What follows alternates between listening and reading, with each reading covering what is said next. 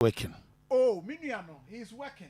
In fact, Ben is working. Personally, cry no problem. Unim say, Adia ba kwa san ya boy and say, what creative platform.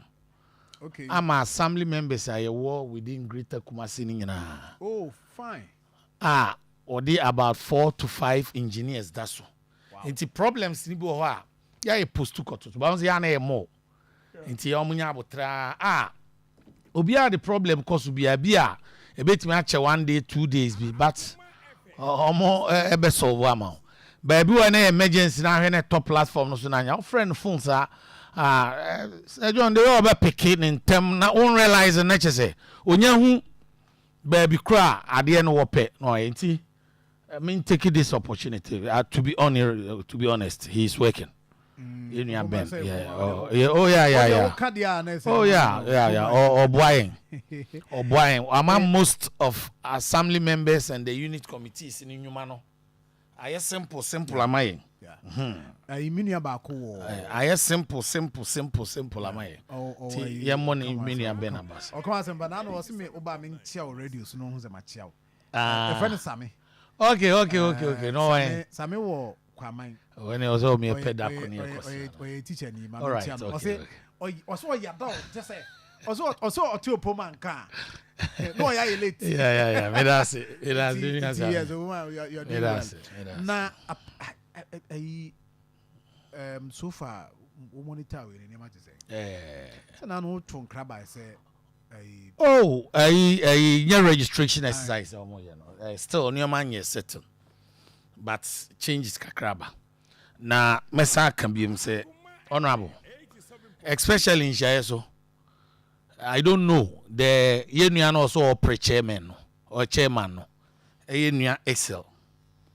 Who say emra emra. NPP mranya ne dia. Oh yeah. National Executive Council atenase. Say emfa registrations in polling centers, polling stations. Ono to us or the akoshe obi fie se obi anko nipa ni fie emra na wanfa. I'm telling you the fact. Friends is here. So oni wine who gave you that authority? Amenra no when you the guest then they come here announcement say obi a person register bia no call John Kokofu fie former assembly member fie about yeah. He pick up.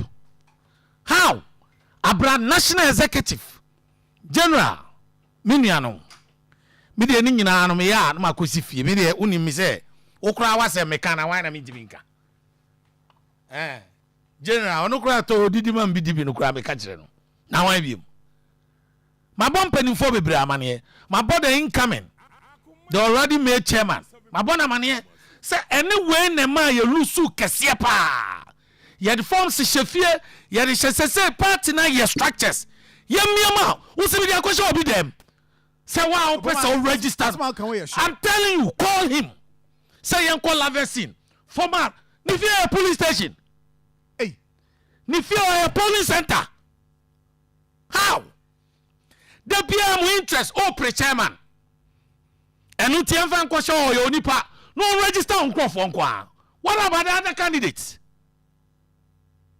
What about other candidates? And they say I will call polling stations now. Say empty. Empty. And what they are question Lavesin. The former assembly member no a coordinator. Or no be a coordinator or per re-election. What's your forms and question if you don't register? And young Crawford can't assembly. Oh, Mr. Nrak, they pick up the announcement.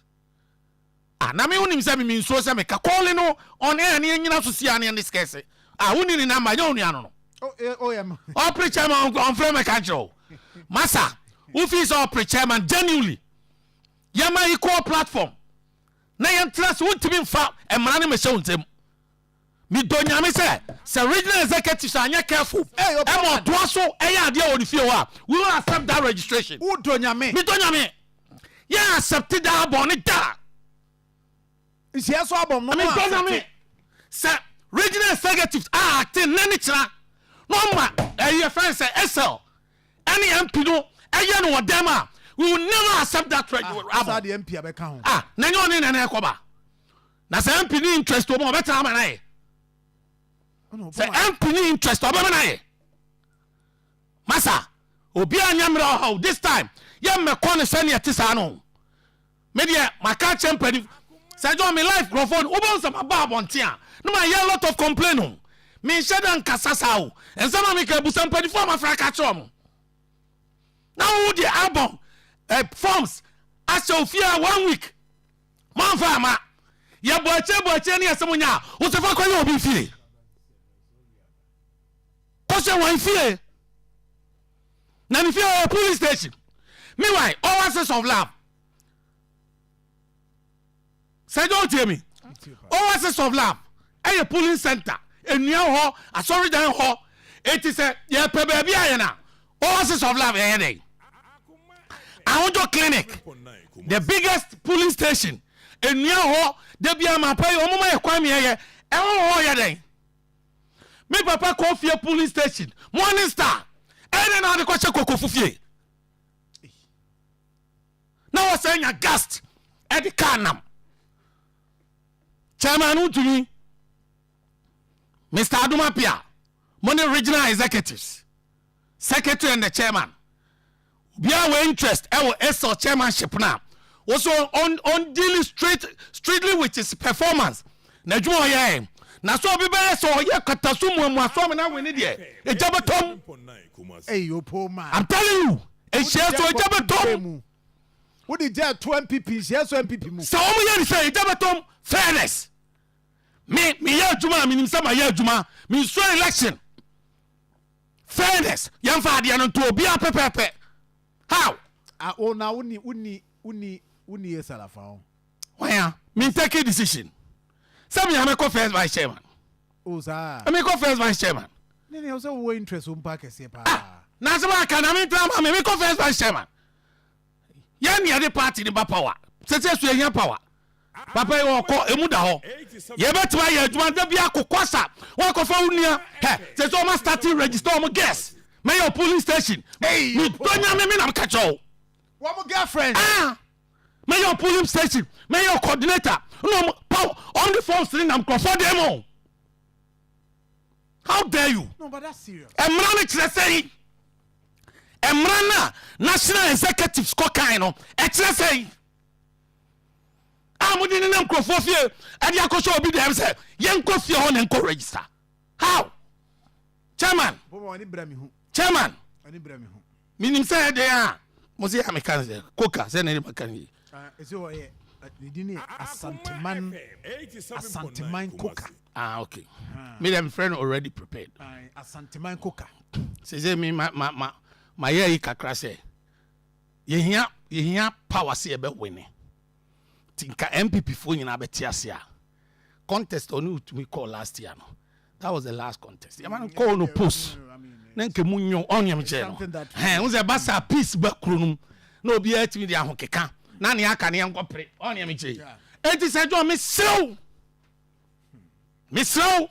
enya se bebai Nhyiaeso baby ko eba ma ye bebo I'm tell se jo election ye fa ni agro Sajon timi me she dem mo bi fa so bi Ghana mra na wo Sajon so bi di abon ni shefie e de be ye adwuma de ba ma ye bebo tie word so di shefie na ko ba ma ye bebo me tell mo bi sisi me I'm telling you omon ka chance omo pia fa ko police station se police station omo timi nko ni ese ye aboma omma ni pa ni nyina metra one police station Kokofufie enya police station.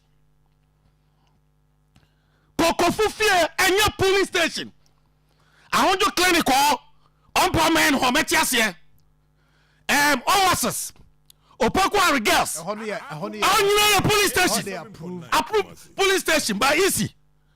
I don't know if you somebody akocho obi dem.